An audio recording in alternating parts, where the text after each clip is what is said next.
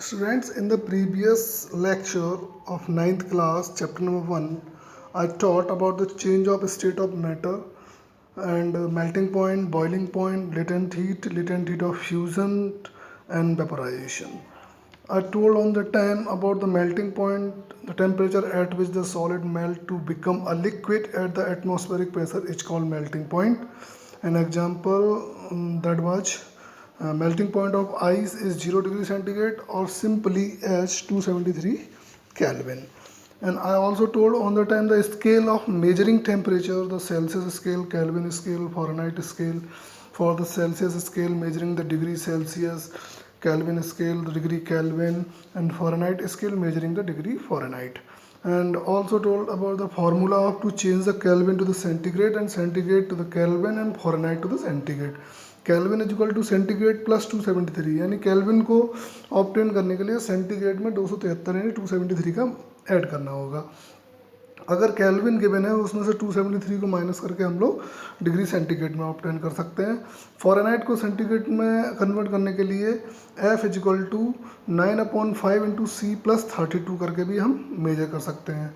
Latent heat में मैंने आपको बताया था कि it is the hidden heat which change solid into liquid, यानी कि जो सॉलिड से लिक्विड में कन्वर्ट हो जाए इन द हिडन हीट. जैसे आइस मेल्ट होती है और वो ओपनली रूम टेम्परेचर पे अपने आप मेल्ट हो जाती है. This is the hidden heat.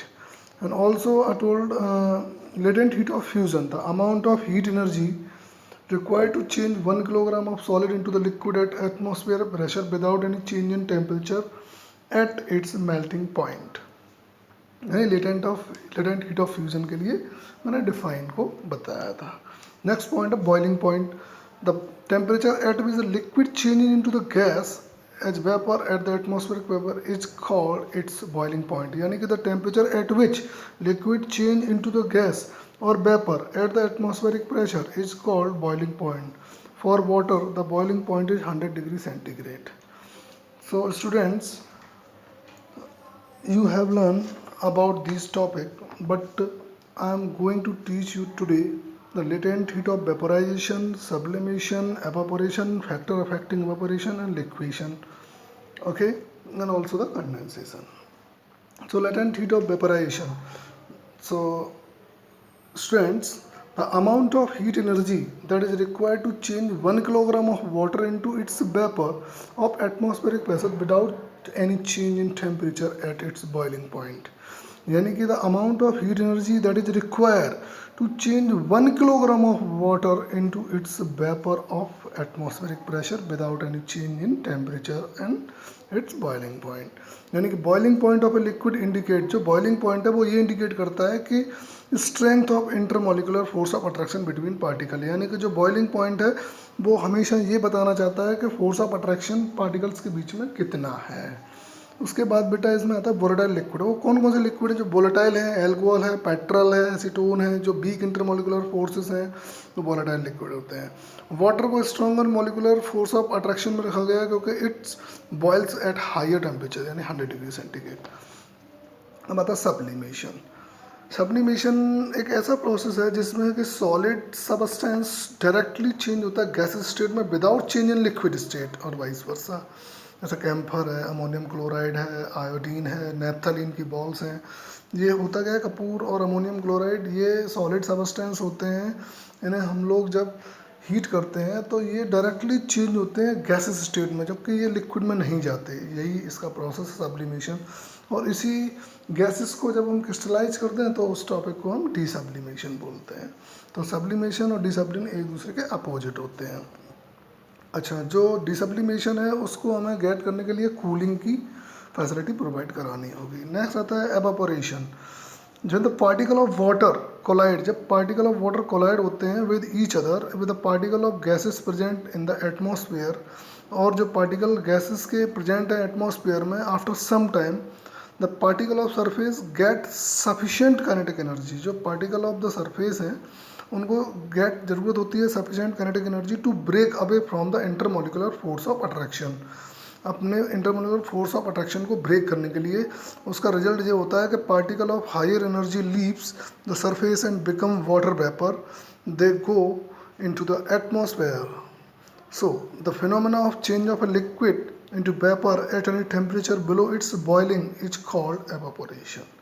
Evaporation में जब पार्टिकल ऑफ वाटर होते हैं वो कोलाइड होते रहते हैं एक दूसरे के बीच में, और गैसेस जो एटमॉस्फेयर में प्रेजेंट होती हैं, तो जो पार्टिकल हैं वो अपने सरफेस को छोड़ने के लिए कुछ काइनेटिक एनर्जी ज़रूरत पड़ती है, और काइनेटिक एनर्जी से वो इंटरमोलर फोर्स ऑफ अट्रैक्शन जो होता है वो ब्रेक हो जाता है। उसका रिजल्ट ये होता है कि higher energy leaves the surface and become water vapour, और ये एटमॉस्फेयर में चले जाते हैं। दिस फिनोमेना ऑफ चेंज, ये जो फिनोमेना है, ये change of liquid into the vapour at any temperature below it's boiling point is called evaporation. Evaporation के बाद इसका फैक्टर जो कि एवापोरेशन को इफेक्ट करते हैं उन्हें फैक्टर्स अफेक्टिंग एवापोरेशन के नाम से जानते हैं। इसमें rate of evaporation, rate of surface area, यानी rate of evaporation, surface area, temperature, humidity and speed of wind. अब बात आती है कि जो रेट ऑफ एवापोरेशन है इंक्रीज हो जाता है इंक्रीज इन सरफेस एरिया। अगर हम सरफेस एरिया इंक्रीज करेंगे तो एवापोरेशन ज़्यादा हो जाएगा। अब आता है टेम्परेचर। रेट ऑफ एवापोरेशन बढ़ता है जब बढ़ा दिया जाए टेम्परेचर। अगर आप टेम्परेचर बढ़ाएंगे तो ज़्यादा एवापोरेशन होगा। उसके बाद आता है rate of evaporation increase with decrease in humidity in the atmosphere. अगर आप रेट ऑफ एवापोरेशन बढ़ाएंगे तो ह्यूमिडिटी डिक्रीज होगी। Rate of evaporation increase with increase in speed of the wind, यानी कि हवा की स्पीड बढ़ेगी तो रेट ऑफ एवापोरेशन भी होगा। तो एवापोरेशन मीन्स यानी कि ऐसे फैक्टर जो कि एवापोरेशन को बढ़ाने घटाने के लिए हमें हेल्पफुल हैं। अब आती है लिक्विफेक्शन, यानी कि the process of conversion of gas into the liquid by increasing pressure और decreasing temperature is called liquefaction. यानी लिक्विफेक्शन जो होता है उसमें जो प्रोसेस है वो गैस लिक्विड में कन्वर्ट होती है बाय इंक्रीजिंग प्रेशर और डिक्रीजिंग टेम्परेचर। लिक्विफिकेशन के बाद आता है कंडेंसेशन। कंडेंसेशन मीन्स इसका एक बेस्ट एग्जांपल है एयर कंडीशन। जो हमारे घरों में एयर कंडीशन लगा होता है तो कमरे के अंदर अगर ज़्यादा हीट हो तो उस हीट को, यानी कि जो गैसेस है उसे वो बहुत ही ज़्यादा तरीके से खींच के और उसे लिक्विड में कन्वर्ट करेगा। तो प्रोसेस जो है वो gas convert into the liquid, this is condensation. Condensation का बेस्ट एग्जांपल एयर कंडीशन। तो एयर कंडीशन जो है तो कंडेंसेशन यानी कंडेंशन, यानी कि वही ऐसा प्रोसेस जिसमें गैसेस को खींच के, यानी कि अपनी तरफ अट्रैक्ट करके, यानी कि फ्लोन करके और उसको लिक्विड में कन्वर्ट कर देते हैं। ऐसे प्रोसेस को हम लोग कंडेंसेशन बोलते हैं। तो अभी बेटा हम लोगों ने इस चैप्टर के अंदर जो कवर किया है वो टॉपिक किया है एवापोरेशन, कंडेंसेशन, लिक्विफेक्शन और factor affecting latent heat of vaporisation, sublimation. Sublimation का मैंने आपको शायद बताया भी था, लेकिन मैं दोबारा बताऊंगा कि सब्लिमेशन एक ऐसा प्रोसेस है जिसमें कोई भी सॉलिड सब्सटेंस डायरेक्टली कन्वर्ट होता है गैसेस में विदाउट चेंज इन लिक्विड। इसके लिए हमें एक चाइना का एक सब वो लिया था, हमने प्लेट ली थी, चाइना का बाउल लिया था, और बाउल लेने के बाद हमने उसके ऊपर कुछ एडिशनल में अपने लैब से जैसे कि फ़नल ली थी। फ़नल के ऊपर जो आउटर पार्ट है उसको हमने किसी कॉटन से बंद भी कर रखा है। उसके बाद हम क्या करेंगे, इसमें कोई अमोनियम क्लोराइड इस पूरे चाइना बाउल के अंदर डाल के और ऐसे हीट करेंगे।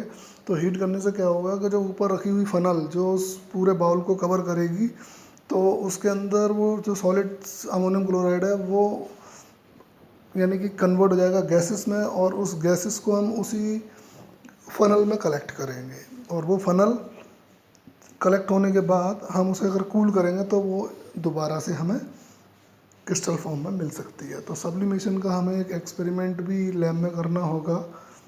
ठीक है बच्चों, तो इतना आप पहले समझ लीजिए, कर लीजिए। उसके बाद मैं आपको कुछ इसके क्वेश्चंस प्रोवाइड कराने वाला हूँ जिसके आंसर आप 1 बाय 1 देंगे। Okay, thank you.